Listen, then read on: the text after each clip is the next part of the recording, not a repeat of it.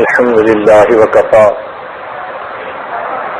سلام على عباده الذين اصطفى أما بعد أعوذ بالله من الشيطان الرجيم بسم الله الرحمن الرحيم ومن أراد الآخرة وسعى لها سعيها وهو مؤمن فأولئك كان سعيهم مشكورا. وقال الله تعالى في مقام آخر منكم من يريد الدنيا ومنكم من يريد الآخرة. سبحان ربك رب العزة عما يصفون وسلام على المرسلين والحمد لله رب العالمين.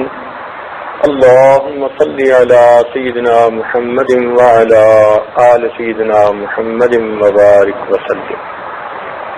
اللهم صل على سيدنا محمد وعلى آل سيدنا محمد وبارك وسلم. اللهم صل على سيدنا محمد وعلى آل سيدنا محمد وبارك وسلم.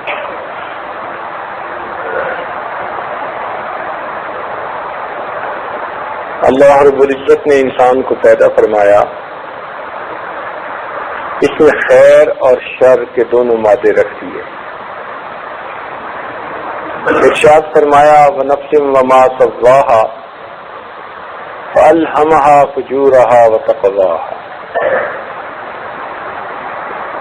اس انسان کے اندر اللہ نے خیر کا مادہ بھی رکھ دیا، شر کا مادہ بھی رکھ دیا.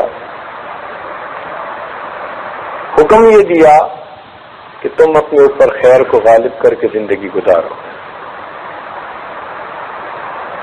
جو سراسر خیر ہیں ان کو فرشتے کہتے ہیں، جو سراسر خیر ہیں اور جن میں شر کا شائبہ تک نہیں ان کو فرشتے کہتے ہیں. جو سراسر شر ہے، خیر کا شائبہ بھی نہیں، اس کو شیطان کہتے ہیں. جو خیر اور شر دونوں کا مجموعہ اس کو حضرت انسان کہتے ہیں.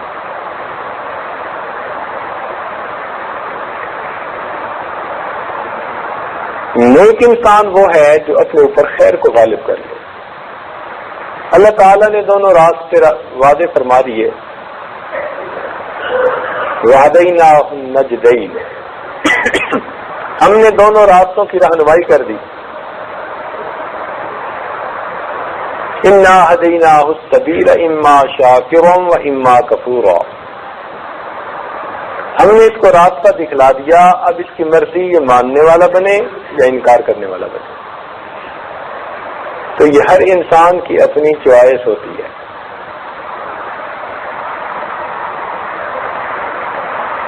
اس کی مثال یوں سمجھیے کہ ایک پھولوں کی ٹوکری پڑی ہے یا گٹھڑی پڑی ہے اور ایک نجاست کی بوری پڑی ہے. اب ایک طاقتور انسان کہے کہ میاں ان دونوں میں سے انتخاب کرنا تو تمہارے اختیار میں ہے، جب انتخاب کر لو گے تو اٹھا کے تمہارے سر پہ میں رکھ دوں گا. تو ہمارے سامنے نیکی بھی کھلی ہے اور برائی بھی کھلی. ارادہ ہم کرتے ہیں، توفیق اللہ تعالیٰ دے دیتے. ہمیں عذاب اس لیے ہوگا قیامت کے دن ہم نے برائی کا ارادہ کیوں کیا. اجر اس لیے ملے گا کہ ہم نے نیکی کا ارادہ کیا. اس لیے تو کہتے ہیں نیت المؤمن خیر من عملہ، مومن کی نیت اس کے عمل سے بھی زیادہ اچھی ہوتی ہے. یہیں پہ ایک نقطہ کھول دیا جائے کہ بعض لوگوں کے ذہن میں یہ خیال آتا ہے کہ انسان نے محدود زندگی کے اندر گناہ کیے یا کفر کیا کافروں نے، لیکن ان کو ہمیشہ ہمیشہ جہنم کی آگ میں جلایا جائے گا. جبکہ مومنوں نے محدود زندگی میں نیکی کی، ان کو ہمیشہ ہمیشہ جنت کے وعدے دیے جائیں گے. تو عقل میں یہ بات کھٹکتی ہے.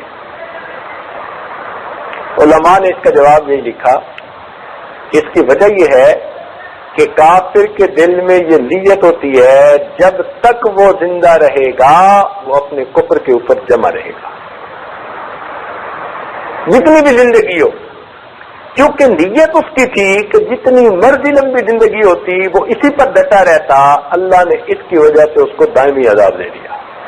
اور مومن کی نیت یہ ہوتی ہے جتنی بھی زندگی ہوگی میں شریعت کے اوپر استقامت سے عمل کرتا رہوں گا. کیونکہ نیت یہ تھی اس لیے اللہ تعالیٰ نے محدود زندگی گزارنے کے باوجود ہمیشہ کی جنت کی نعمتیں عطا فرمائیں. تو جو انسان نیکی کی طرف قدم اٹھاتا ہے اللہ تعالیٰ کی طرف سے اجر پاتا ہے. یہ انسان ہے تو خاک کی مٹھی، مگر پروردگار عالم نے اس میں اپنی محبت کا ایک ایسا حصہ رکھ دیا کہ جب وہ شامل ہو جاتا ہے تو یہ اوپر کو اٹھتا ہے، چڑھتا ہے، حتیٰ کہ یہ فرشتوں کو بھی پیچھے چھوڑ جاتا ہے. فرشتے بھی حیران ہوتے ہیں اس انسان کی عظمت پر. ہمارے سلسلہ علی نقشبندیہ کے بزرگ تھے خواجہ ابوالحسن خرقانی رحمۃ اللہ علیہ، وہ فرماتے تھے کہ 3 مواقع ایسے ہیں کہ فرشتے بھی انسان سے، مومن سے، اللہ کے ولی سے وہ ہیبت کھاتے ہیں. 3 موقع ایسے ہیں. سب سے پہلی بات کہ جب ملک الموت کو حکم ہوتا ہے کہ ان کی روح کو قبض کر لیجیے تو وہ روح تو قبض کر رہے ہوتے ہیں، لیکن جیسے بڑے قیمتی کسی چیز کو ہاتھ لگاتے ہوئے بندہ ذرا مرعوب ہوتا ہے تو ملک الموت بھی روح نکالتے ہوئے مرعوب ہوتے ہیں اللہ کے اس دوست کو تکلیف نہ پہنچ جائے. اور دوسرا، جب وہ بندہ نیک اعمال کرتا ہے اور کرامن کاتبین وہ نیک اعمال اس کے نام اعمال میں لکھتے ہیں، حیران ہوتے ہیں کہ اس بندے کے ساتھ نفس کی مکاریاں بھی ہیں، شیطان بھی پیچھے پڑا ہوا ہے، کتنا عظیم انسان ہے، اتنے خلوص کے سجدے کرتا ہے، اللہ کے اعمال کرتا ہے کہ اس کے عمل پر اللہ اتنے بڑے بڑے اجر اس کو عطا فرماتے ہیں. تو فرشتے اس کے اجر کو دیکھ کر حیران ہو جاتے ہیں. اور تیسرا فرماتے تھے کہ قبر کے اندر جب منکر نکیر آتے ہیں سوال پوچھنے کے لیے تو اگرچہ وہ سوال پوچھ رہے ہوتے ہیں مگر سوال پوچھتے ہوئے بھی ان کے دل پر اللہ کے ولی کی ایک ہیبت ہوتی ہے، عظمت ہوتی ہے. تو فرشتے بھی حیران ہوتے ہیں اس انسان کی عظمتوں پر کہ باوجود اس نے اپنے نفس کی علائشوں کے اور گندگیوں کے کس طرح اللہ رب العزت کو راضی کرنے کے لیے اعمال کیے. اس لیے اس بات میں آتا ہے کہ جب انسان نیک اعمال کرتے کرتے اللہ تعالیٰ کا مقرب ہو جاتا ہے، اللہ تعالیٰ فرماتے ہیں یتقرب الی عبدی بالنوافل، بندہ نیک کاموں کے ذریعے سے میرا مقرب ہو جاتا ہے، حتیٰ احبہ، حتیٰ کہ میں اس سے محبت کرنے لگ جاتا ہوں. پھر جب میں محبت کرتا ہوں دعا جبرائیل، اللہ تعالیٰ جبرائیل علیہ السلام کو بلاتے ہیں، فرماتے ہیں جبرائیل میں فلاں بندے سے محبت کرتا ہوں. تو جبرائیل علیہ السلام فرشتوں کے اندر جا کر اس بات کا اعلان کر دیتے ہیں. جیسے ہی اعلان ہوتا ہے سب فرشتے اس بندے سے محبت کرنی شروع کر دیتے ہیں. پھر جبرائیل علیہ السلام آسمان یہ دنیا پہ آتے ہیں، زمین پہ آتے ہیں اور یہاں آ کر پھر وہی اعلان کرتے ہیں. اب یہ اعلان جب ہوتا ہے حدیث پاک کے الفاظ ہیں ثم یودع له القبول فی الارض، پھر اللہ تعالیٰ زمین میں اس کے لیے قبولیت رکھ دیتے ہیں. لوگ اس سے واقف نہیں ہوتے لیکن اس کے چہرے کی طرف دیکھتے ہیں تو گرویدہ ہو جاتے ہیں، محبت کرنے لگ جاتے ہیں. سبحان اللہ، اس کے چہرے سے اس کی مسیحائی کا پتہ چل جاتا ہے. اللہ تعالیٰ ایسی محبوبیت دیتے ہیں وہ جنگل میں جا کر رہے تو منگل کا سما بن جائے، وہ غیروں میں جا کر رہے تو اپنوں کے اپنے بن جائیں. اللہ تعالیٰ ان کو ایسی قبولیت دے دیتے ہیں. حضرت انور شاہ کشمیری رحمۃ اللہ علیہ کے بارے میں آتا ہے کہ کچھ ہندوؤں نے ان کا چہرہ دیکھا، کلمہ پڑھ لیا، اب ان کے رشتے داروں نے کہا کہ تم نے یہ کیا کام کیا؟ تو جب انہوں نے کہا تو ان کلمہ پڑھنے والوں نے حضرت کشمیری کے چہرے کی طرف اشارہ کر کے کہا کہ یہ چہرہ ہمیں کسی جھوٹے انسان کا چہرہ نظر نہیں آتا، یہ چہرہ کسی جھوٹے انسان کا چہرہ نظر نہیں آتا۔ اللہ تعالیٰ ان کے چہرے پر ایسی زیبائی عطا فرما دیتا ہے، تجلیات دے دیتا ہے، نور دے دیتا ہے کہ بیگانے لوگ بھی ان کو اپنا سمجھنے شروع کر دیتے ہیں، بلکہ ان کو دیکھ کر بے اختیار اللہ یاد آتا ہے۔ الذین اذا رؤوا ذکر اللہ، وہ بندے جن کو تم دیکھو تو تمہیں دیکھنے سے ان کو اللہ یاد آئے۔ تو یہ کون لوگ ہیں؟ جنہوں نے اپنے آپ کو بنایا، سنوارا، اپنے اوپر خیر کو غالب کر لیا۔ اور جو انسان خواہشات کے پیچھے لگ جاتا ہے، نفس اور شیطان کی اتباع کرنی شروع کر دیتا ہے، تو یہ انسان دنیا میں بھی پریشان اور آخرت کے بھی پریشان۔ خسر الدنیا والآخرہ ذالک هو الخسران المبین۔ اب اس کی مثال ذرا سمجھیے کہ بعض لوگ جو صحت مند ہوتے ہیں ان کا رخ بالکل ٹھیک ہوتا ہے، ذرا سمجھنے کی بات ہے۔ کچھ لوگوں کو لقوہ کی بیماری ہو جاتی ہے۔ اب جس کو لقوہ کی بیماری ہو جائے تو اس کا چہرہ سیدھا نہیں رہتا، ٹیڑھا ہو جاتا ہے۔ لقوہ کی وجہ سے ان کا بیلنس ٹھیک نہیں ہوتا، ٹیڑھا ہو جاتا ہے۔ کچھ لوگوں کو آپ نے دیکھا ہوگا کہ ان کی نگاہیں دونوں فوکس ٹھیک نہیں ہوتی، ان کو بھینگا کہتے ہیں۔ اب ایک ہے صحت مند انسان، ایک ہے بھینگا انسان کہ رخ ادھر ہے لیکن نگاہیں دیکھ ادھر رہی ہیں۔ تو ایک صحت مند انسان ہوا، ایک بھینگا انسان ہوا، ایک لقوے کا مریض ہوا کہ لقوے کے مریض کا چہرہ اس طرح سے مسخ ہو جاتا ہے کہ ایک طرف کو اس کا چہرہ پھر جاتا ہے۔ اور ایک بیماری ہے، اس کو ٹیٹنس کہتے ہیں۔ ٹیٹنس کا مریض کا یہ حال ہوتا ہے کہ وہ دیکھ ادھر رہا ہوتا ہے اور اس کا چہرہ بالکل اس طرح پھرا ہوا ہوتا ہے، بالکل پھرا ہوا ہوتا ہے۔ چنانچہ ایک ملک میں اس عاجز کے پاس ایک مریض کو لایا گیا۔ اب بھی میں سوچتا ہوں تو میرے رونگٹے کھڑے ہوتے ہیں۔ اس آدمی کا چہرہ اس کے پشت کی طرف تھا، اور جب وہ چل کے آ رہا تھا تو پشت کی طرف اس کا چہرہ اور لوگ اس کو پکڑ کے لا رہے تھے۔ تو حیران ہو گیا کہ یہ اس کا چہرہ کس طرف ہے۔ وہ کہنے لگے جی اس کو ایک ایسی مرض ہو گئی ہے کہ بالکل اس کے چہرے کا رخ پھر گیا ہے۔ اتنا وہ خوفناک قسم کا منظر تھا کہ اگرچہ اس کو چند لمحے دیکھا لیکن اس وقت بھی میں سوچتا ہوں تو جسم میں جھرجھری آ جاتی ہے۔ بالکل سینہ اس طرف ہے اور پوری گردن یوں مڑ کے اس کا چہرہ بالکل دوسری طرف ہے۔ اب یوں سمجھیے کہ جو بندہ شریعت و سنت سے تھوڑا سا پھرا ہوا ہے، تھوڑے سے گناہ کرتا ہے، باقی شریعت پر عمل، تو یہ ہے بھینگے کی طرح کہ زیادہ حصہ تو شریعت پر عمل کیا، کئی کئی نفس شرارتیں کر جاتا ہے۔ یہ بھینگے انسان کی طرح ہے۔ اور جو انسان اس سے زیادہ شریعت کی خلاف ورزیاں کر لیتا ہے، یہ ہے فالج کے مریض کی طرح، اس کا چہرہ صحیح رخ سے پھرا ہوا ہے۔ اور جو انسان شریعت کو بالائے تک رکھ کر زندگی گزارتا ہے، یہ ٹیٹنس کے مریض کی طرح۔ اور جو کافر اور مشرک ہے، یہ اس بندے کی طرح کہ جس کا رخ تو سامنے ہے اور اس کا چہرہ پیچھے۔ اب ہم اپنے آپ میں محاسبہ کر کے متعین کریں کہ ہم کس کھاتے میں آتے ہیں۔ آیا صحیح صحت مند انسان کی طرح ہمارا رخ ٹھیک ہے یا ہمارا رخ پھرا ہوا ہے شریعت؟ اس لیے علماء نے لکھا ہے کہ جو انسان دنیا میں زندگی گزارتے ہوئے جتنا جلدی شریعت سے پھسل جایا کرے گا، قیامت کے دن پل صراط پر بھی اتنا جلدی پھسل جائے گا۔ دل سنیے اور دل کے کانوں سے سنیے کہ جو انسان دنیا میں زندگی گزارتے ہوئے جتنا جلدی شریعت سے پھسلنے والا ہوگا، قیامت کے دن پل صراط پہ بھی اتنا جلدی پھسل جائے. استقامت کے ساتھ وہ گزرے گا پل صراط سے جو شریعت کے اوپر استقامت سے عمل کرنے والا. اب ہم جیسے زندگی گزار رہے ہیں ویسا ہمارے ساتھ معاملہ پیش آئے.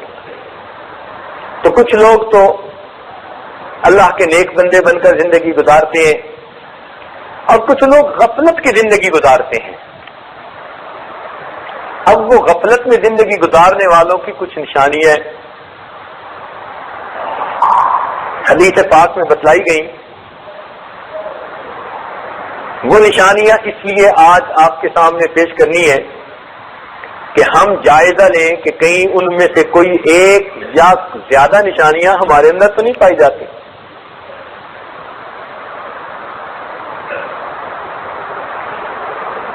چنانچہ حضرت عبداللہ ابن عباس رضی اللہ تعالیٰ عنہ اس کے راوی ہیں، فرماتے ہیں کہ نبی علیہ الصلوۃ والسلام نے ارشاد فرمایا تم میں سے برا شخص وہ ہے جو اکیلا کھائے اور اپنے غلام کو مارے.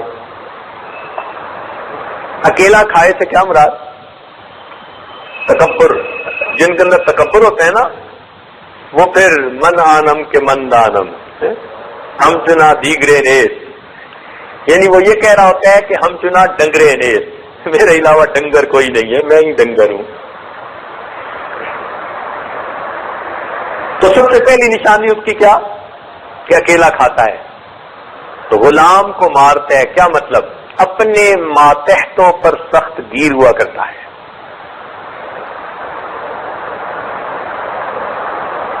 دیکھیں کام کی حد تک ان سے بات پرس کرنا شریعت نے اس کی اجازت دی ہے، لیکن معمولی باتوں پہ ہاتھ اٹھا لینا اس کو برا سمجھا گیا ہے. کچھ لوگوں کا گھر میں بھی یہی حال ہوتا ہے، ذرا ذرا سی بات پہ بس بفڑ جاتے ہیں، کہتے ہیں جی بس کیا کرے دماغ گرم ہے. یہ جیسے دماغ گرم ہے نا ایسے ہی اللہ تعالیٰ اس کی گرمی قیامت کے دن نکالیں گے. اس لیے اپنے غصے پہ قابو پا لیجیے. روایت میں آتا ہے جس بندے کو کسی بات پر غصہ آیا اور وہ غصہ جائز بھی تھا لیکن اس نے اللہ کی رضا کے لیے معاف کر دیا، غصے کا گھونٹ بھر لیا، غصے کا ہر گھونٹ پینے کے بدلے اللہ تعالیٰ قیامت کے دن اس کو ایک مرتبہ چہرے کا دیدار عطا فرمائیں گے. اب جب غصہ آیا کرے تو ہم سوچا کریں کہ غصے کو پورا کرنا بہتر ہے یا اس کو برداشت کر کے قابو کر کے اللہ رب العزت کا دیدار کرنا بہتر ہے. تو جب آپ اس وقت یہ سوچا کریں گے نا تو غصے پہ قابو پانا آسان ہوگا. ویسے بھی حدیث پاک میں آتا ہے جو انسان جتنا جلدی دوسروں کا عذر قبول کرتا ہوگا اللہ تعالیٰ قیامت کے دن اس کے عذروں کو اتنا جلدی قبول فرما لے گا، اور جو انسان جتنا جلدی دوسروں کو معاف کر دینے والا ہوگا اللہ تعالیٰ قیامت کے دن اس کو اتنا ہی جلدی معاف فرما لے گا. حضرت اقبال رحمۃ اللہ نے ایک حکایت لکھی ہے، فرماتے ہیں کہ ایک آدمی کی بیوی سے کوئی غلطی ہو گئی. اب وہ کوتاہی ایسی تھی کہ اگر وہ چاہتا تو طلاق دے دیتا، گھر بھیج دیتا یا اسے مار پیٹ کرتا، حد پہنچتا تھا. لیکن اس نے سوچا کہ چلو اللہ کی بندی ہے، غلطی کر بیٹھی، میں اللہ کے لیے معاف کر دیتا. اس نے معاف کر دیا. کچھ عرصے کے بعد اس آدمی کی وفات ہوئی. وفات کے بعد وہ کسی کو خواب میں نظر آیا. اس نے پوچھا سناؤ بھائی آگے کیا بنا؟ کہنے لگا اللہ کی میرے اوپر رحمت ہوئی. کون سا عمل پسند آیا؟ کہنے لگا کہ اس طرح ایک مرتبہ بیوی سے غلطی ہوئی تھی، میں نے اسے اللہ کی بندی سمجھ کے معاف کر دیا تھا، پروردگار کو یہ عمل پسند آیا، فرمایا کہ تو نے بیوی کو میری بندی سمجھ کے معاف کیا تھا، چل میں نے تجھے اپنا بندہ سمجھ کے معاف کر دیا. تو یہ جو دماغ گرم ہوتا ہے نا اس گرمی کو قابو میں لانے کی ضرورت ہے. اپنوں پہ گرمی کتنی عجیب بات ہے. انسان دوسروں کے عیب کا شک ہو جائے اس سے نفرت کرنی شروع کر دیتا ہے. دوسروں کے عیب کا شک ہو جائے ان سے نفرت کرنی شروع کر دیتا ہے. اپنے عیبوں کا یقین ہوتا ہے پھر اپنے نفس سے محبت کرتا ہے. یہ کتنی عجیب بات ہے, کتنی ناانصافی ہے. کوئی کسی کو بتا دینا یہ فلاں اچھا نہیں ہے, بس 2 لفظ, حالانکہ وہ اچھا ہوگا, وہ 2 لفظ سن کے شک میں آ گیا. تو دوسروں کے بارے میں ایسا کہ ذرا سی شک پر نفرت, اور اپنے عیبوں کا یقین آنکھوں سے دیکھتا ہے میں جو کچھ کر رہا ہوتا ہوں, اور پھر اپنے نفس سے محبت کرتا ہے.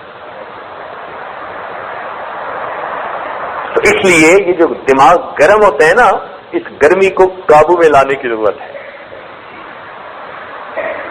تو نبی علیہ السلام نے ارشاد فرمایا کہ برا شخص وہ ہے جو اکیلا کھانا کھائے اور اپنے غلام کو مارے, اور جو لوگوں سے بغض رکھے لوگ اس سے بغض رکھے. بغض کہتے ہیں کینے کو, دل میں کسی کے بارے میں دشمنی رکھنا, عداوت رکھنا, کینہ رکھنا. تو جو بندہ دوسروں کے بارے میں دل میں کینہ رکھے, صاف ظاہر ہے دوسرے اس کے بارے میں دل میں کینہ رکھیں گے, یہ تو پکی بات ہے. آپ جیسے دوسروں کے بارے میں سوچیں گے ویسے ہی دوسرے آپ کے بارے میں سوچیں گے. تو کہتے ہیں کہ ایک مغل بادشاہ جا رہا تھا, اس نے اپنے وزیر سے پوچھا کہ یہ کیا مطلب ہے کہ دل کو دل سے راہ ہوتی ہے.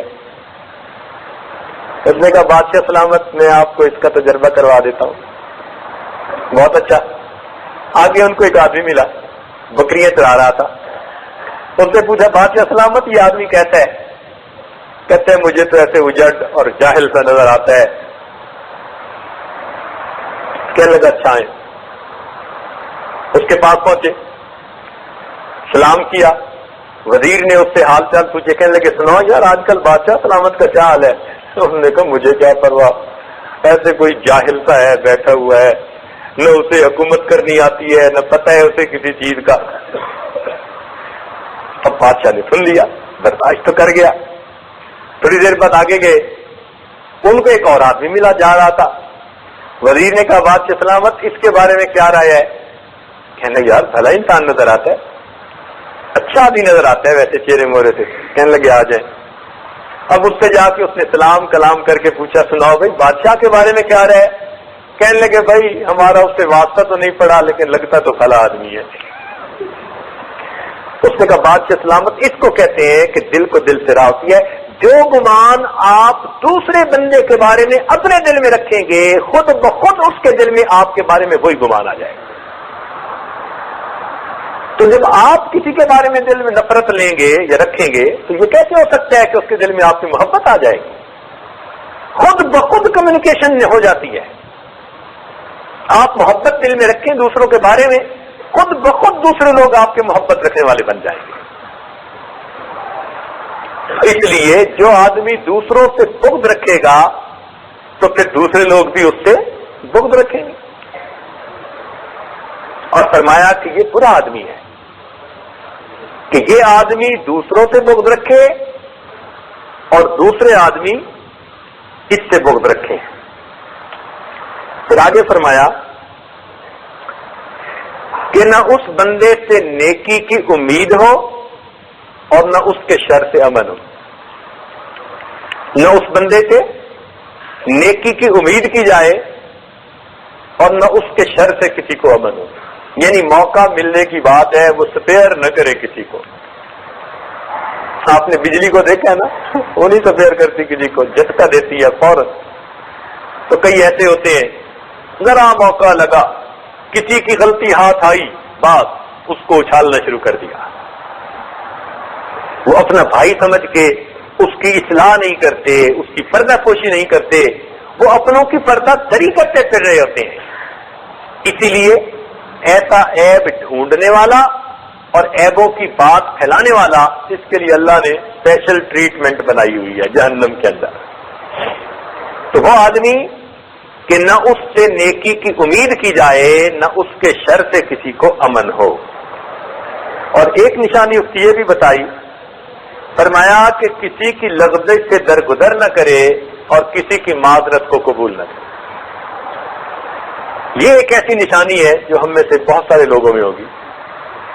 ہم میں سے کتنے ہیں جو اپنے گھر کے افراد کی غلطیوں کو جلدی معاف کر دیتے ہیں، رشتہ داروں کی معاف کر دیتے ہیں. کئی مرتبہ تو میاں بیوی ایک دوسرے کے ساتھ جنگ، کہنے کو میاں بیوی، اور ایک دوسرے کی غلطیاں تلاش کرنے کے لیے خوردبین فٹ کی ہوتی ہے، مائکروسکوپ، زوم کر کے دیکھ رہے ہوتے ہیں. وہ کمپیوٹر میں ہوتا ہے نا زوم، چھوٹی سی چیز کو بڑا کر کے دیکھ لو. بیوی خاوند کی غلطیوں کو زوم کر کے دیکھتی ہے اور اپنے گھر والوں کو بتاتی ہے، اور خاوند بیوی کی غلطیوں کو دیکھتے ہے اور اپنی ماں بہن کو بتاتا ہے. یہ میاں بیوی. تو جو آدمی دوسرے کی معذرت کو قبول نہ کرے اور دوسرے آدمی کی لغزش کو معاف نہ کرے، فرمایا کہ برے انسانوں میں سے یہ انتہائی برا انسان ہے. چنانچہ ایک اور حدیث پاک میں آتا ہے، نبی علیہ السلام نے ارشاد فرمایا، قرب قیامت میں میری امت میں ایسے لوگ آئیں گے جو رنگ برنگ کے کھانے کھائیں گے. قرب قیامت میں میری امت میں ایسے لوگ آئیں گے جو رنگ برنگ کے کھانے کھائیں گے، طرح طرح کے مشروبات پیئیں گے، قسم قسم کے کپڑے پہنیں گے، خوب باتیں بنانے والے ہوں گے. یہ میری امت کے سب سے برے لوگ ہوں گے.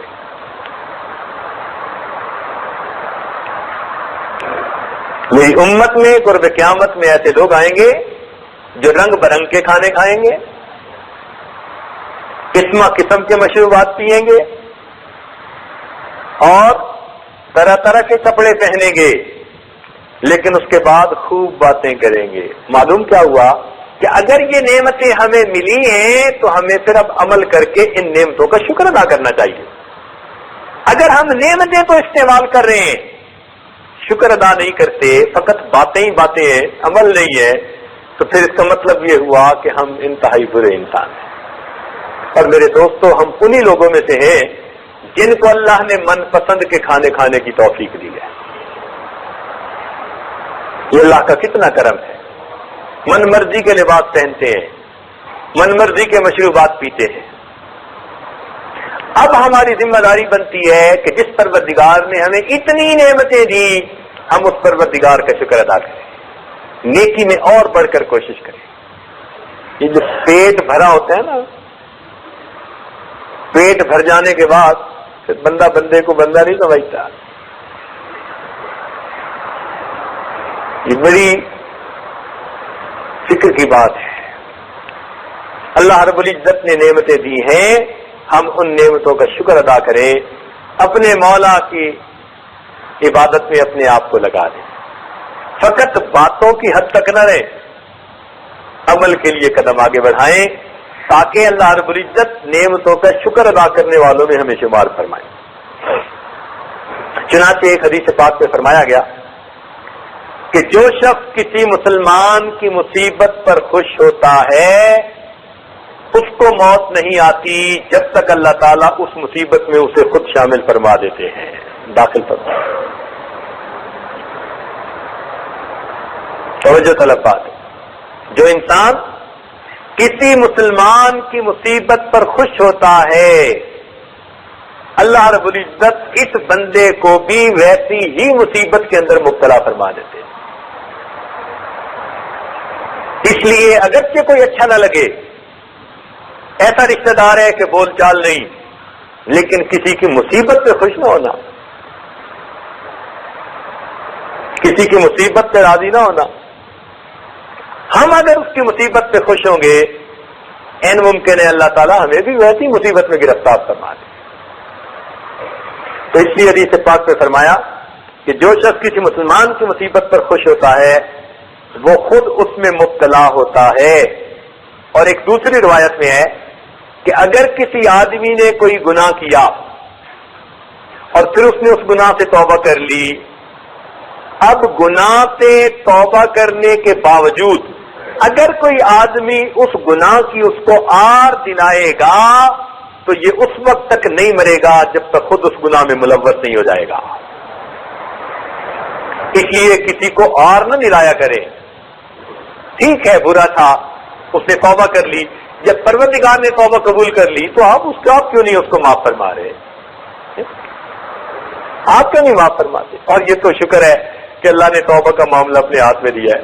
بندوں کے ہاتھ میں ہوتا تو کبھی معاف نہ کرتے, کبھی معاف نہ کرتے. یہ تو اللہ کے حوصلے ہیں. سبحان اللہ کہ انسان کتنے بڑے بڑے گناہ کرتا ہے, پروردگار کا در پھر بھی اس کے لیے کھلا رہتا ہے. اللہ اکبر. تو اس لیے کسی آدمی کو کسی گناہ کا آر نہ دلایا کریں. اگر کس کی اولاد نافرمان بن گئی تو آپ اپنی اولاد پہ مغرور نہ ہو. اللہ تعالیٰ آپ کی اولاد کو بھی ویسا بنا سکتا ہے. ہمیشہ ذہن میں رکھیے, He can put us on the other side of the table. سمجھے؟ جس نے آج میز کے اس طرف بچایا ہے نا, وہ کل میز کے اس طرف بھی بٹھا سکتا ہے. کتابوں میں ایک واقعہ لکھا ہے. ایک دولت مند انسان تھا, اس نے ایک بہت خوبصورت لڑکی سے شادی کی, محل نما مکان تھا, کھانا کھا رہا تھا, بیوی کے ساتھ بیٹھا ہوا, دروازے پہ کسی فقیر نے آواز لگائی.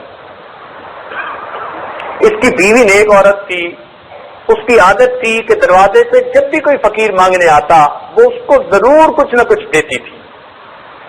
تو جب اس نے صدا لگائی تو بیوی نے پوچھا کہ آپ اجازت دیں تو میں ایک روٹی فقیر کو دے آتی ہوں. کہا ٹھیک ہے. اب وہ دینے گئی تو 1 منٹ 2 منٹ لگ ہی جاتے ہیں.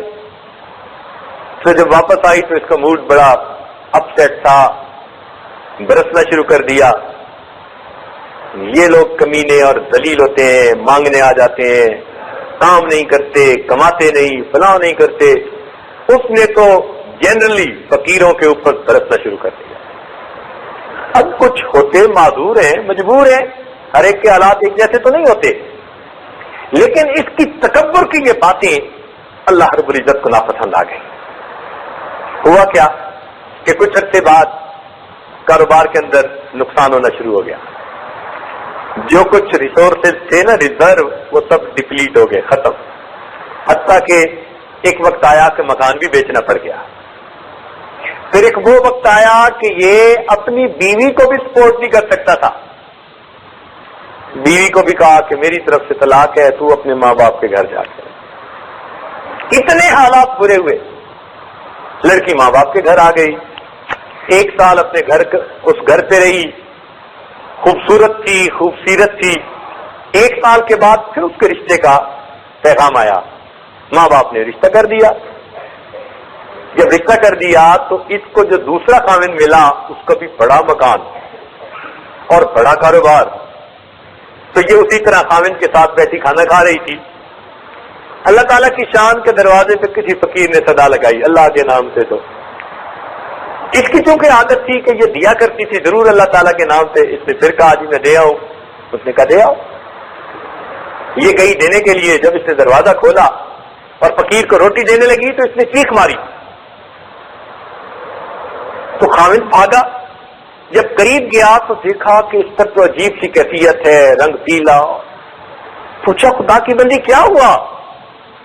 کہنے لگی کہ جب اس فقیر کو میں روٹی دینے لگی تو میں نے دیکھا کہ یہ فقیر وہی تھا جو میرا پہلا خاوند تھا, میرے دروازے پہ بھیک مانگ رہا تھا.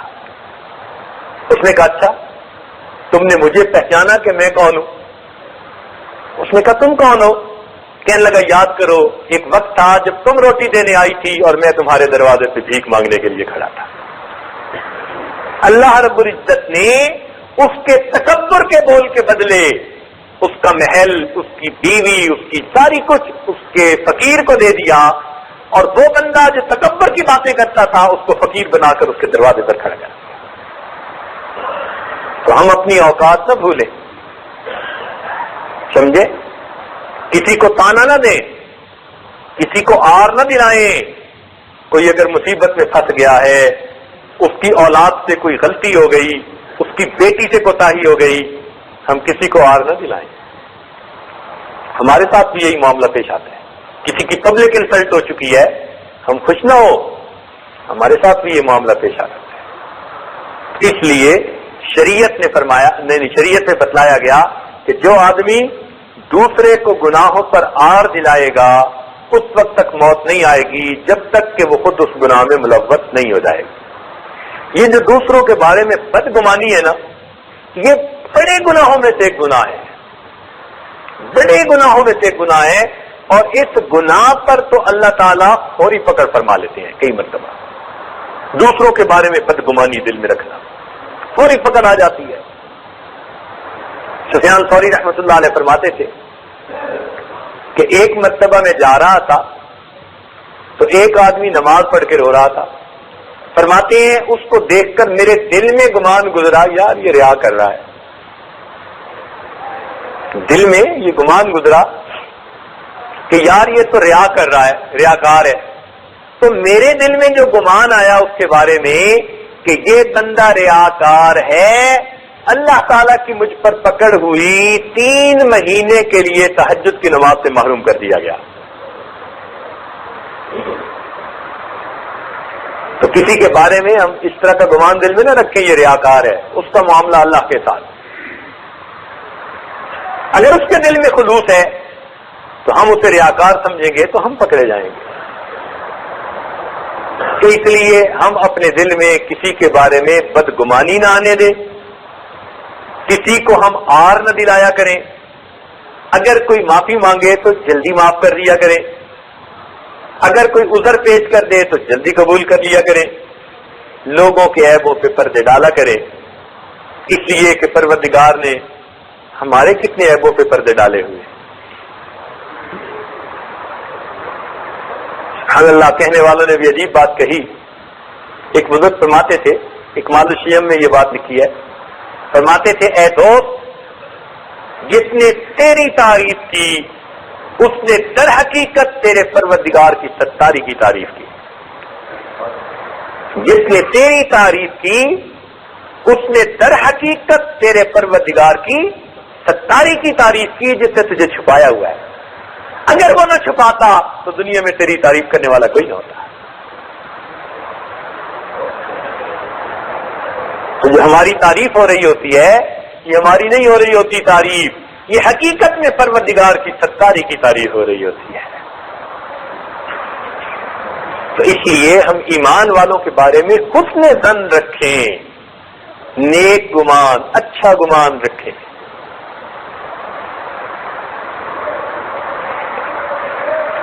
اس دن کو یاد رکھیں جس کی صبح کو قیامت کا دن کہا جاتا ہے. اور ان تمام بیماریوں کا ایک علاج ذکر کثرت سے کرنا. یہ جتنی بیماریاں بتائی گئی ہیں نا، بدگمانی اور تکبر اور کینہ اور حسد اور بغض اور شہوت، تمام بیماریوں کا ایک علاج اس کو کہتے ہیں کثرت ذکر. نبی علیہ السلام نے کیا فرمایا؟ ذکر اللہ شفاء القلوب، کہ اللہ رب العزت کا ذکر تو دلوں کے لیے شفا ہے، ان کی بیماریوں کا علاج ہے. ذکر کی کثرت کریں، لیٹے بیٹھے چلتے پھرتے ہر لمحے اپنے دل میں اللہ کا دھیان رکھیں. جب آپ یہ کیفیت اپنے اندر پیدا کر لیں گے اللہ تعالیٰ باطن کی بیماریوں کو دھو دیں گے، خود بخود ختم ہو جائیں گی.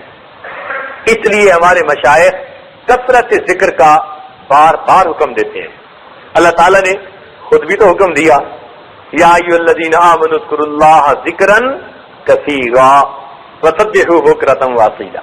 ایک جگہ فرمایا والذاکرین اللہ کثیرا والذاکرات اعد اللہ لهم مغفرۃ واجرا عظیما. تو جب اللہ تعالیٰ بھی کثرت کا حکم دے رہے ہیں تو ہم اس میں کوتاہی کیوں کریں؟ اس لیے کثرت کے ساتھ اللہ تعالیٰ کو یاد کر لیجئے تاکہ اللہ رب العزت ہمیں ذکر کی وجہ سے روحانی شفا عطا فرما دیں. ویسے بھی حدیث پاک میں آتا ہے کہ جب تک پرندہ ذکر کرتا رہتا ہے شکاری سے محفوظ رہتا ہے، اور جیسے ہی غافل ہوتا ہے شکاری اس کو اپنا نشانہ بنا لیتا ہے.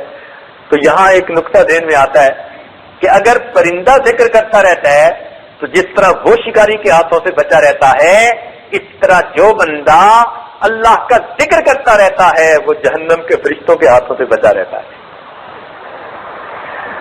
جس طرح غافل پرندہ شکاری کے ہاتھ میں، اسی طرح غافل بندہ جہنم کے فرشتوں کے ہاتھ میں۔ باسطوا ایدیہم، قرآن پاک میں فرمایا کہ فرشتے پھر کیا اس کی طرف ہاتھ بڑھاتے ہیں، پکڑو اس کو، خذوا فغلوا ثم الجحیم صلوا، دیکھا ایسے باندھتے ہیں پھر اس کو۔ تو اللہ کے ذکر کی برکت سے انسان جہنم سے محفوظ رہے گا۔ دیکھیے دو تین الفاظ ہیں، یہ دو تین چھوٹی چھوٹی باتیں ہیں، ان کی تفصیل آج کر دیں، بقیہ کی پھر کسی اور محفل میں۔ ایک ہے ہر کام کرتے پہلے، اچھے کام سے پہلے بسم اللہ پڑھنا۔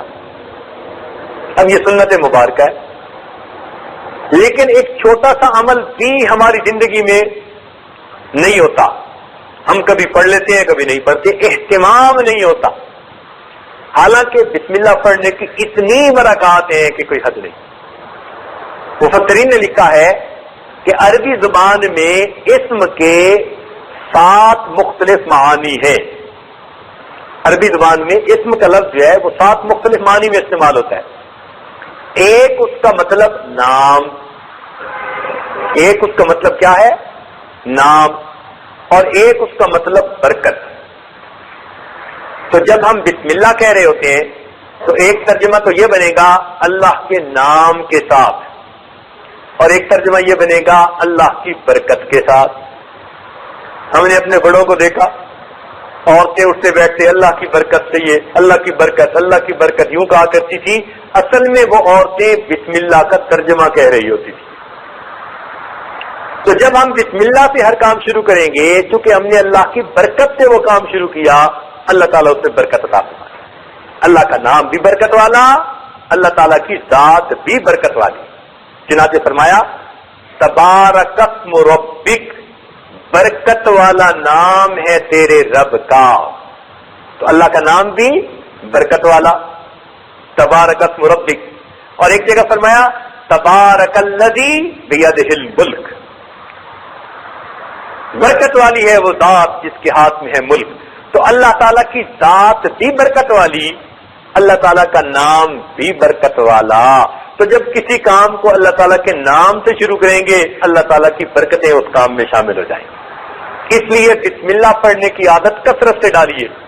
ہمارے ہاں اتنی عادت نہیں ہے، اٹھتے بیٹھتے کوئی کام کرتے بسم اللہ جو ہے اس کو پڑھنے کی عادت ڈالے، اس کی برکتیں ہوں گی۔ بلکہ حدیث پاک میں تو یہ بھی آتا ہے، اگر کوئی آدمی اپنے جسم سے لباس ہٹانا چاہے اور وہ اس سے پہلے بسم اللہ پڑھ لے تو پھر وہ جنات کی نظر سے اوجھل ہو جاتا ہے، شیاطین اس کو نہیں دیکھ سکتے۔ تو یہاں سے ایک نقطہ ذہن میں آتا ہے کہ جس طرح بسم اللہ کی برکت سے انسان دنیا میں جنوں کی نظر سے اوجھل ہو گیا، اسی طرح اگر بسم اللہ کثرت سے پڑھتا ہوگا، قیامت کے دن جہنم کے فرشتوں کی نظر سے اوجھل ہو جائے گا۔ اللہ تعالیٰ اس کو محفوظ فرما لیں گے۔ اچھا دیکھیے بسم اللہ الرحمن الرحیم، اس کے اگر حروف دیکھیں نا تو وہ 19 بنتے ہیں۔ بسم اللہ الرحمن الرحیم، با، سین، میم، اس طرح کر کے گنے تو حروف کتنے بنتے ہیں؟ کتنے بنے حروف؟ 19 بنے۔ اور جہنم کے داروغے کتنے ہیں؟ جہنم کے داروغے کتنے ہیں؟ سبحان اللہ، اللہ کی شان۔ بسم اللہ کے حروف بھی 19 بنتے ہیں، اور جہنم کے جو داروغے ہیں جن کے ہاتھ میں لگامیں ہوں گی وہ بھی کتنے ہیں؟ 19 ہیں۔ ہر حرف جہنم کے ایک داروغے اور اس کے درمیان آڑ بن جائے گا۔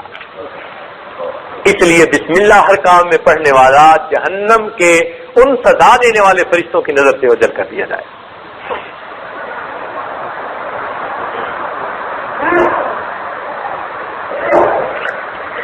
بسم اللہ الرحمن الرحیم میں الفاظ کتنے ہیں؟ 4۔ الفاظ کتنے ہیں؟ ایک بسم کا لفظ، اسم کا لفظ، اور ایک اللہ کا، اور ایک الرحمن، اور گناہ بھی 4 طرح کے ہوتے ہیں۔ ظاہری گناہ، باطنی گناہ، دن میں کیے یا رات میں کیے، چار ہی طرح کی پاسبلٹیز ہوتی ہیں. تو چار الفاظ ہیں، چار ہی طرح کے گناہ ممکن ہیں. علماء نے لکھا جو بندہ کثرت سے اپنی زندگی میں بسم اللہ الرحمن الرحیم پڑھنے کا عادی ہوگا، اس کے یہ چار الفاظ چاروں طرح کے گناہوں کی بخشش کا سبب بن جائیں گے. اللہ تعالیٰ اس کے گناہوں کو معاف فرما دیں گے.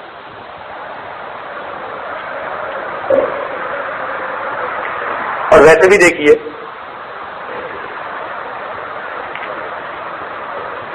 کہ انسان کے جسم میں گناہ کرنے والے اعضاء کتنے ہیں؟ 7 ہیں. اگر گنے نا ہاتھ، پاؤں، آنکھیں، کان، زبان، منہ جو ہے، دماغ، یہ 7 شرمگاہ 7 بنتے ہیں. اور جہنم کے دروازے کتنے ہیں؟ 7 اعضائے گناہ ہیں اور 7 ہی تو جب 7 اعضائے گناہ ہیں اور 7 ہی جہنم کے دروازے ہیں تو کیوں نہ ہم بسم اللہ الرحمن الرحیم کثرت سے پڑھیں تاکہ اللہ تعالیٰ قیامت کے دن ہمیں جہنم کی عذاب سے معافی عطا فرما دے. اس کے 19 حروف جہنم کے 19 داروغوں اور ہمارے درمیان میں آڑ بن جائیں. اچھا ایک بات ہے کہ جب کسی آدمی کا خط آتا ہے نا تو خط کے شروع میں جو لکھتے ہیں نا اسی سے پتہ چل جاتا ہے کہ اس کا موڈ کیسا ہے. اگر وہ آدمی ناراض ہو نا تو خط کی ابتدائی ذرا ایسے لفظوں سے کرتا ہے کہ جس سے ناراضگی ہوتی ہے. اور اگر محبت ہو اس میں تو میرے پیارے پیارے بیٹے، تو بھی باپ کے دل میں بڑی شفقت ہے. تو خط کے عنوان سے ہی خط لکھنے والے کے ارادے کا پتہ چل جاتا ہے. بالکل اسی طرح بسم اللہ الرحمن الرحیم یہ پورے قرآن کا عنوان ہے، ابتدا اس سے ہو رہی ہے. اب ہم اگر اس پر غور کریں تو یوں معلوم ہوتا ہے کہ پروردگار فرماتے ہیں بسم اللہ الرحمن الرحیم. چونکہ اس نے رحمت کے دونوں ناموں کا تذکرہ کر دیا، معلوم ہوا اللہ کا ارادہ بندوں کے بارے میں خیر کا ہے. ورنہ تو بسم اللہ الواحد القہار بھی کہہ سکتے تھے، ہو سکتا تھا یا نہیں؟ یوں فرما دیتے بسم اللہ الواحد القہار، بسم اللہ القہار الجبار. نہیں، قہار اور جبار کی بات نہیں کی، بات کی تو کس کی؟ رحمان کی. اور یہ بھی مزے کی بات کہ اللہ تعالیٰ کے 99 صفاتی نام ہیں اور ہر نام اللہ تعالیٰ کی ایک صفت کی طرف اشارہ کرتا ہے. فقط رحمت وہ صفت ہے کہ جس صفت کی طرف اللہ کے 2 نام اشارہ کرتے ہیں. تو یہ اس بات کی دلیل ہے کہ رحمت کی صفت دوسری صفات پر غالب ہے. باقی ہر صفت کے بدلے ایک نام اور رحمت کی صفت کے بدلے تو 2 نام. تو اسی لیے نا کہ ہے بہت زیادہ، اس لیے فرمایا ان رحمتی وسعت کل شیء، میری رحمت ہر چیز سے زیادہ وسیع ہے. تو دیکھیے ہر کام میں بسم اللہ پڑھنے کی عادت ڈالیے. یہ نہیں کہ فقط کھانے سے پہلے بسم اللہ، ہر کام میں کوئی بھی کام ہے، اچھا کام ہے، آپ اس میں بسم اللہ پڑھنے کی عادت ڈالیے، پھر آپ کی زندگی کے اندر برکتیں آئیں گی. اسی طرح الحمدللہ کہنے کی عادت ہم میں بہت کم ہے. کہیں کہیں کہہ دیتے ہیں، ہر وقت نہیں کہتے. الحمدللہ کہنے سے انسان اللہ تعالیٰ کی نعمتوں کا شکر ادا کرنے والا بن جاتا ہے. چنانچہ علماء نے لکھا ہے کہ الحمدللہ کے 8 حروف ہیں. الحمدللہ کے کتنے حروف ہیں اور جنت کے دروازے کتنے ہیں؟ ماشاء اللہ. یعنی الحمدللہ کا ہر حرف جنت کے دروازے کی کنجی بن جائے گا. اور یہ بھی مزے کی بات دیکھیے کہ جہنم کے دروازے 7 اور جنت کے دروازے، معلوم ہوتا ہے کہ اللہ تعالیٰ جنت میں زیادہ لوگوں کو بھیجنا چاہتے ہیں. بھائی جدھر زیادہ رش کی امید ہوتی ہے ادھر زیادہ بندہ پروویژن کر دیتا ہے نا. ایسا ہوتا ہے کہ نہیں ہوتا؟ پہلے سے ہی پروویژن زیادہ کر دی جاتی ہے، تو ادھر رش لگے گا، ادھر زیادہ پروویژن کر دو. تو اللہ رب العزت نے جہنم کے دروازے کتنے بنائے اور جنت کے دروازے کتنے بنائے؟ 8 بنائے. تو اللہ تعالیٰ چاہتے ہیں کہ تم ادھر زیادہ جاؤ. ہم اگر اللہ تعالیٰ سے توبہ کریں گے اور معافی مانگیں گے تو پروردگار ہمیں جنت کی طرف بھیج کر خوش ہو جائیں گے. تو الحمدللہ اس کے 8 حروف اور جنت کے 8 دروازے. سبحان اللہ. دیکھیے لا الہ الا اللہ محمد الرسول اللہ یہ کلمہ ہے، اس کا ذکر کرتے رہتے ہیں اکثر لوگ. اس مہینہ میں اس کا زیادہ ذکر کرنے کا حکم دیا گیا. حدیث پاک میں آتا ہے کہ اس مہینہ میں تم لا الہ الا اللہ کا زیادہ ذکر کرو. لا الہ الا اللہ کے 12 حروف بنتے ہیں. لا الہ الا اللہ کے 12 حروف بنے. سبحان اللہ. لا الہ الا اللہ کے کتنے حروف بنے؟ اور محمد الرسول اللہ کے بھی 12 حروف بنے. سبحان اللہ. اس کا مطلب یہ ہوا کہ جو آدمی دوام کے ساتھ لا الہ الا اللہ کا ذکر کرے گا، اس کے 12 حروف ہیں، اللہ اس کے بدلے 12 مہینوں کے گناہ معاف فرمائیں گے. اور جو لا الہ الا اللہ کا ذکر کرتے ہوئے محمد الرسول اللہ بھی وقتاً فوقتاً پڑھے گا تو دونوں کے ملا کے کتنے حروف بنے؟ اللہ تعالیٰ 24 گھنٹوں کے گناہ معاف فرما دیں گے. لا الہ الا اللہ کا ذکر کثرت کے ساتھ کیجئے. دیکھیے لا الہ الا اللہ محمد الرسول اللہ، اس میں کئی نقطہ نہیں نظر آتا، کوئی نقطے والا حرف نہیں ہے. کیا مطلب؟ کہ جس طرح یہ لفظ نقطے کو برداشت نہیں کر سکتا، اسی طرح پروردگار عالم کسی شریک کو برداشت نہیں کر سکتے، نہ ذات میں نہ صفات میں. اللہ اپنی خدائی میں یکتا ہے اور نبی علیہ السلام اپنی مصطفائی میں یکتا ہے. تو حروف کا نقطہ کوئی نہیں. اور ایک اور عجیب بات علماء نے لکھی کہ یہ جتنے حروف ہیں نا، لا الہ الا اللہ، یہ سارے کے سارے حروف جوف دہن سے نکلتے ہیں. لا الہ الا اللہ حروف شفوی ان میں سے کوئی نہیں ہے کہ ہونٹوں سے نکلے. کوئی ہے لا الہ الا اللہ میں؟ آپ اس کو پڑھ کے دیکھیے، آپ کے ہونٹ سے کوئی لفظ نکل رہا ہے؟ نہیں نہ نکلتا. تو لا الہ الا اللہ کے حروف کہاں سے نکلتے ہیں؟ منہ کے اندر سے نکلتے ہیں. تو اس میں نقطہ رکھ دیا، اے میرے بندے، جس طرح اس کلمے کے حروف تیرے منہ کے اندر سے نکلتے ہیں، قبول ہوتے ہیں، اسی طرح اگر تیرے دل کے اندر سے یہ نکلیں گے تو پھر ہمارے ہاں قبول ہو جائیں گے. تو ادائیگی بھی منہ کے اندر سے اور قبولیت بھی دل کے. جی ہاں، اگر حروف شفویہ ہوتے ہیں نا تو لوگ کہتے ہیں جی ہونٹوں سے نکلتے ہیں، بس ہم بھی اپنے ہونٹوں سے بات کر دیں. تمہارا نہیں، اندر کی بات ہے. اس لیے دل کے اندر سے جب انسان لا الہ الا اللہ پکارتا ہے، اللہ رب العزت پھر اس کے گناہوں کو معاف فرما دیتے ہیں. تو ایک علاج تو ہے باطنی بیماریوں کا کہ ذکر کی کثرت کریں، اور دوسرا علاج یہ ہے کہ ہم نیکوں کی صحبت اختیار کریں. دوسرا علاج کیا ہے؟ کہ ہم نیکوں کی صحبت اختیار کریں. یہ نیکوں کی صحبت انسان کی باطنی اصلاح کا سب سے بڑا سبب بن جاتی ہے.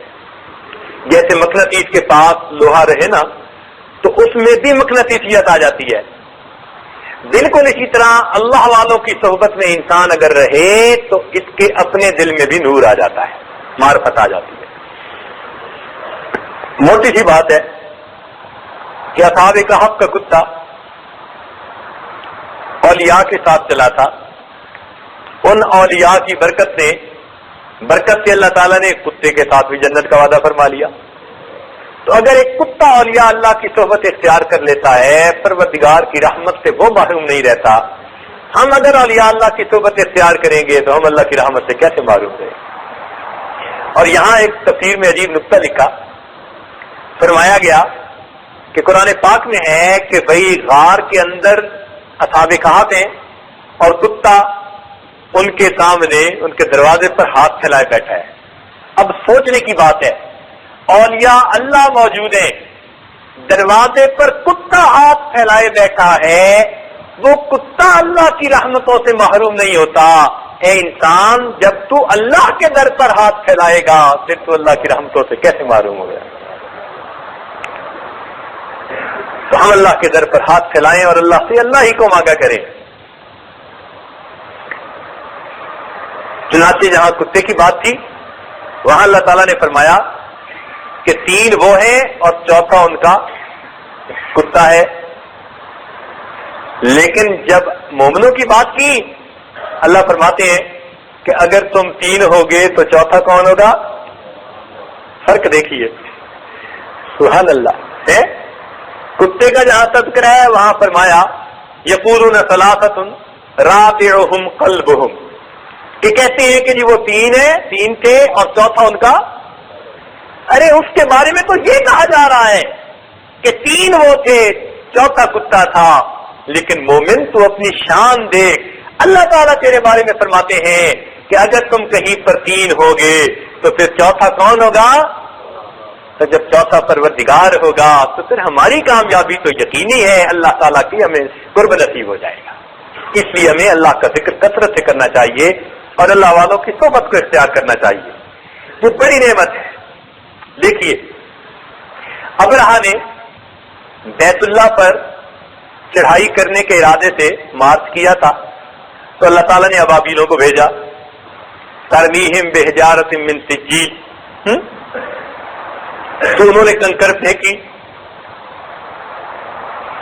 ابرہا نے کس پر قبضہ کرنے کی کوشش کی تھی؟ بیت اللہ پہ۔ تو پھر اللہ تعالیٰ نے کن کے ذریعے حفاظت کی؟ ابابیلوں سے۔ اور ابابیل کیا بنے؟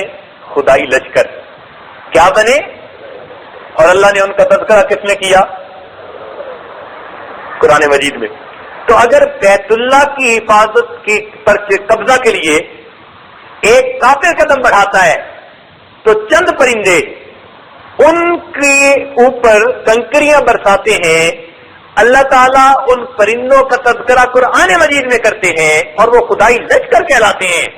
اے بندے، شیطان تیرے دل پر قبضہ کرنے کے لیے آگے بڑھتا ہے، اب تو لا الہ الا اللہ کے ذریعے اس شیطان کے ساتھ جنگ کر اور اس کو تحس نحس کر دے، اللہ تعالیٰ تجھے بھی اپنے خدائی لشکروں میں شامل فرما لے، کہ جس طرح پرندوں نے پتھر مار کر ان کو ختم کر دیا تھا، خدائی لشکر کہلائے تھے، تو جو بندہ لا الہ الا اللہ کی ضربیں لگا کر شیطان کو ختم کر دے گا، پیچھے ہٹا دے گا اور دل کی حفاظت کرے گا، یہ بھی اللہ کے لشکروں میں شامل کر لیا جائے گا۔ اس لیے جنت کی کنجی کس کے پاس؟ بتا سکتے ہیں؟ رضوان کے پاس۔ جنت کی کنجی کس کے پاس؟ ایک فرشتے کے پاس جس کا نام رضوان ہے۔ اور جہنم کی کنجی کس کے پاس؟ مالک کے پاس۔ اور بیت اللہ شریف کی کنجی کس کے پاس؟ ابن شیبہ، ایک خاندان چلا رہا ہے ان کے پاس۔ لیکن انسان کے دل کی کنجی کس کے پاس؟ اللہ تعالیٰ فرماتے ہیں انسانوں کے دل میری 2 انگلیوں کے درمیان ہے، یقلبھا کیف یشاء، میں جیسے چاہتا ہوں الٹ پھیر کر دیتا ہوں۔ سبحان اللہ۔ تو اپنے پاس تو وہی کنجی رکھی جاتی ہے نا جو زیادہ قیمتی چیز ہوتی ہے۔ آپ نے دیکھا ہوگا نا، عورتیں گھر کی باقی کنجیاں تو نوکروں کو بھی ہاتھ میں دے دیتے ہیں، لیکن جو جیولری کی کنجی ہوتی ہے وہ اپنے پاس رکھتی ہیں۔ معلوم ہوا انسان کا دل اتنا قیمتی ہے، پروردگار نے اس کی کنجی فرشتوں کو بھی نہیں دی، اپنے ہاتھ میں رکھی۔ اے اللہ، جب اتنا یہ قیمتی دل ہے تو آپ اپنی رحمت سے اس کو بھر دیجئے اور قیامت کے دن اس کو قبول فرما لیجئے۔ تو ہمیں اس دل کی حفاظت کرنے کی ضرورت ہے۔ اللہ رب العزت بندے سے اس کا دل مانگتے ہیں۔ سبحان اللہ، عجیب بات ہے۔ دیکھیں، با لکھنے میں لیٹی ہوئی نظر آتی ہے نا، لیٹی ہوئی نظر آتی ہے، الف کھڑی نظر آتی ہے۔ الف سے بات یاد آئی کہ ایک صاحب نے اپنے بچے کو مکتب بھیجا، تو جب پہلے دن پڑھ کے آیا تو اس نے بیٹے سے پوچھا کہ بیٹے تجھے استاد نے کیا سبق دیا؟ کہنے لگا استاد نے پڑھایا الف خالی ہوتی ہے.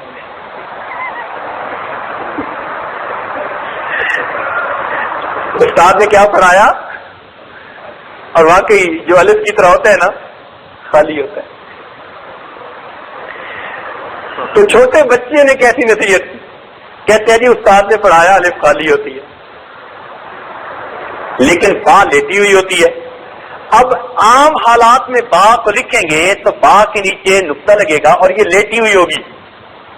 لیکن اگر آپ قرآن مجید میں دیکھیں بسم اللہ الرحمن الرحیم کے شروع میں جو با ہوتی ہے نا وہ لیٹی ہوئی نہیں ہوتی، کھڑا ہوتی ہے، اس کے نیچے نقطہ. عام حالات میں با لیٹی ہوئی تھی لیکن جب با اسم کے ساتھ جڑی تو با کو لیٹنے کی بجائے اللہ نے کھڑا کر دیا. اے انسان، اے مومن، جب با اللہ کے نام کے ساتھ جڑتی ہے لیٹی ہوئی با کو اللہ کھڑا کر دیتے ہیں. جب تو اللہ کی ذات کے ساتھ جڑے گا اللہ تجھے کیوں نہیں کھڑا فرما دے؟ اللہ کے نام کے ساتھ جڑنے کے بعد کوئی لیٹا نہیں رہ سکتا. پھر اللہ تعالیٰ اسے عزتیں دیتے ہیں، پھر اسے مقام دیتے ہیں. اللہ رب العزت ہمیں اپنے ذکر کی توفیق عطا فرما دے اور اپنے پیارے اولیاء اللہ کی صحبت سے فائدہ اٹھانے کی توفیق عطا فرما دے. وآخر دعوانا ان الحمد للہ رب العالمین. تھوڑی دیر کے لیے مراقبہ کر لیجیے. انسان جب اپنے اندر جھانکتا ہے اسے اپنی اصل تصویر نظر آتی ہے. اپنے من کے دریچے کو کھولیے، اپنی اصل تصویر کو دیکھیے. مومنا ذکر خدا کسی یار کو، مومنا ذکر خدا کسی یار کو، تابعہ پیتر دو عالم آبرو، ذکر کن ذکر تا ترا جانست، ذکر کن ذکر تا ترا جانست، پاکی دل سے ذکر رحمان است، یک چشم زدن غافل ادا شاہ نباشی، شاید کہ نگاہ کند آگاہ نباشی، ماہر خواندہ ایم فراموش کردہ ایم، ماہر خواندہ ایم فراموش کردہ ایم، اللہ حدیث یار کے تکرار می کنم، اللہ اللہ اینچ شیری ہست نام، اللہ اللہ اینچ شیری ہست نام، شیر و شکر می شود جانم تمام، اللہ اللہ اینچ شیری ہست نام، شیر و شکر می شود جانم تمام، اللہ اللہ کیسا پیارا نام ہے، اللہ اللہ کیسا پیارا نام ہے، لا الہ الا اللہ محمد رسول اللہ، سبحان ربی العظیم، اللهم صل علی سیدنا محمد وعلی آل سیدنا محمد وبارک وسلم، ربنا ظلمنا انفسنا وان لم تغفر لنا وترحمنا لنكونن من الخاسرین. اے مالک ہمارے گناہوں کو معاف فرما، خطاؤں سے درگزر فرما، ہمارے عیبوں کی پردہ پوشی فرما. رب کریم ہماری اصلاح فرما، ہماری باطنی بیماریوں کو دور فرما. اللہ ہمارے اندر سے کینہ، حسد، تکبر کو دور فرما. اے اللہ خود پسندی کو دور فرما، ریاکاری کو دور فرما. اے اللہ ہم بیماریوں کا گھر بنے پڑے ہیں، اللہ ہمارے ساتھ رحمت کا معاملہ فرما. اے مالک ہمارے ساتھ کرم کا معاملہ فرما. ہمیں دے اے اللہ، دیکھنے میں ہم انسان ہیں اور دے اور ویسے کاموں کے اعتبار سے حیوان ہیں. پروردگار ہمیں صحیح معنوں میں انسان بنا اور چند زندگی کے دن اپنی یاد والے گزارنے کی توفیق عطا فرما. اے اللہ رمضان مبارک کا یہ مہینہ آپ کی طرف سے سنہری موقع ہے، وہ بھی گزرتا چلا جا رہا ہے، دنوں سے دن گزر رہے ہیں. ہم اے اللہ ٹھیک لوگ جیسے تھے ویسے ہی ہیں. میرے مولا ہمارے دل کو بدل دیجئے. اللہ جب دل کی کنجی آپ نے کسی اور کو نہیں دی، اپنے ہی پاس رکھی ہے، تو میرے مولا اس دل کو کھول دیجئے، اپنی معرفت کا خزانہ بنا دیجئے. اللہ اس دل پر اپنی تجلی ڈال دیجئے، اس کو اپنی محبت سے بھر دیجئے، محبت کے نشے میں چور کر دیجئے. اے مالک ہمارے ساتھ کرم کا معاملہ فرمائیے. اے اللہ یہ اعتکاف والے آپ کے در پر پڑے ہیں، میرے مولا اپنے در کے بھکاریوں کو تو ہر بندہ کچھ نہ کچھ دے ہی دیتا ہے. میرے مولا ہم نے تو بڑا در دیکھا، اس کو پکڑ کے بیٹھے ہیں.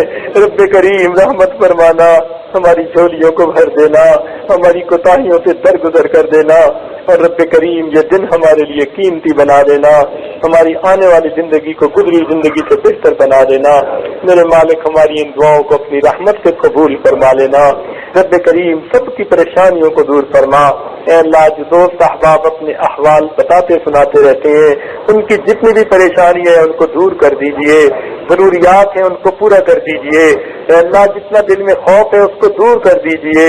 رب کریم جو اٹکے ہوئے کام ہے ان کا ہونا آسان کر دیجئے، جو الجھے ہوئے کام ہے ان کو اپنی رحمت سے سلجھا دیجئے. اللہ گھر بار کی پریشانیوں کو دور کر دیجئے. اے اللہ اولاد کی پریشانیوں کو دور کر دیجئے. میرے مولا کاروبار کی پریشانیوں کو دور کر دیجئے. اے رب کریم ہمارے ساتھ رحمت کا معاملہ فرمائیے. اے رب کریم ہمارے ساتھ رحمت کا معاملہ فرمائیے. ہماری ان دعاؤں کو اپنی رحمت سے قبول فرمائیے. ہمیں اخلاق محمدی کا نمونہ عطا فرما دیجئے. اے اللہ ہمیں نماز کی حضوری عطا فرما دیجئے. اے اللہ تلاوت کا شوق عطا فرما دیجئے. اے اللہ ہمیں رات کی آخری پہر کے مناجات کی لذت عطا کر دیجئے. ایمان حقیقی کی حلاوت عطا کیجئے. اے اللہ ہمیں اپنا خوف عطا فرما تاکہ ہم گناہوں سے بچ سکیں. اے اللہ ہمیں اپنی ملاقات کا شوق عطا فرما تاکہ ہر نیک کام بڑھ چڑھ کے کر سکے. پروردگار ہمارے ساتھ رحمت کا معاملہ فرما. اے مالک ہمارے ساتھ کرم کا معاملہ فرما. اے اللہ ہمارے ساتھ رحمت کا معاملہ فرما. اے اللہ ہماری ان دعاؤں کو اپنی رحمت سے قبول فرما. اے اللہ آپ کے محبوب نے بتلایا کہ افطار کے وقت میں جب روزے دار آدمی دعا مانگتا ہے اس کی دعائیں قبول ہوتی ہے. مالک ہماری زبانیں جھوٹی سہی، ہم مددار سہی، میرے مولا بے عمل سہی، مگر آپ کے سچے محبوب کی سچی باتیں تو سچی ہیں. اللہ انہوں نے چونکہ فرمایا دعائیں قبول ہوتی ہیں، اللہ ان کی نسبت کی لاج رکھتے ہوئے ہماری دعاؤں کو قبول کر لیجئے. میرے مولا ہماری دعاؤں کو قبول کر لیجئے. اور آج کے اس دن میں ہمیں جہنم کے جاگ سے چھڑا دیجئے، اور آج کے اس دن میں ہمیں جنت عطا فرما دیجئے، اور ہم سے راضی ہو جائیے، ہمارے اہل خانہ سے راضی ہو جائیے. ہمیں دین کی محنت کے لیے قبول کر لیجئے، پوری زندگی دین پر گزارنے کی توفیق عطا فرما دیجئے. رب کریم ہماری ان دعاؤں کو اپنی رحمت سے قبول فرما. اے اللہ اس شہر میں جتنے بھی مسلمان مرد عورتیں ہیں اللہ سب کی پریشانیوں کو دور فرما. اے اللہ جو کفار ہیں ان کو بھی اسلام قبول کرنے کی توفیق عطا فرما. ہدایت کی ہواؤں کو چلا، قیامت تک آنے والی ہماری نسلوں کے ایمان کی حفاظت فرما. جتنے مدارس اس اللہ ملک میں ہیں سب مدارس کی حفاظت فرما، اور ان کی جو ضروریات ہیں اپنے غیبی خزانوں سے پورا فرما. اور رب کریم سب کو دن دگنی رات چوگنی ترقی عطا فرما. دور دور سے جو دوست احباب اللہ آئے ہوئے ہیں ان کے آنے کو قبول فرما اور اس کے بدلے ان کا پل صراط پہ چلنا آسان فرما. اور اے اللہ قیامت کے دن ان کو اپنے پسندیدہ بندوں میں شامل فرما. ربنا تقبل منا انك انت السميع العليم تب علينا انك انت التواب الرحيم. صلی اللہ تعالی علی حبیبہ سیدنا محمد وآلہ واصحابہ اجمعین برحمتک یا ارحم الراحمین.